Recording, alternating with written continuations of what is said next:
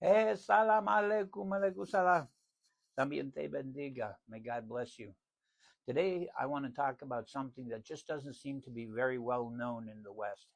And that is that we are all born with a relationship with our ancestors and with God.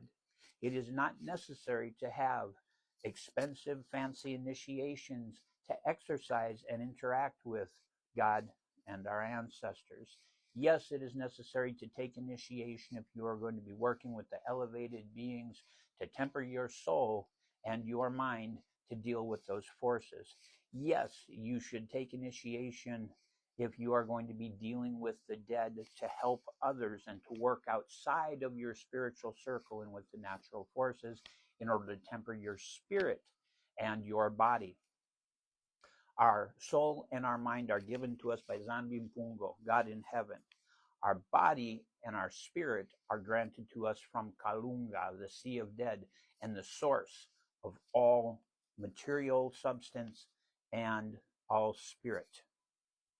Now, if we understand that we are a soul and a consciousness that are on a constant cycle, coming to earth and returning to heaven to learn our lessons and to evolve in a journey of light and progress, we have to understand that a new body and a new spirit are generated for us each time we return to this place. Therefore, we have a relationship with a whole series of genetic and biological spiritual strands going back in time. I'm William Phillip in this life. And so I have the ancestors that come from Europe and other places of that individual in this life.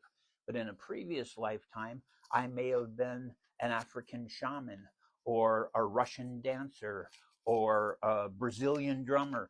Who knows? But that lifetime, that body, that spirit had its own DNA strand connecting back through its DNA based ancestors.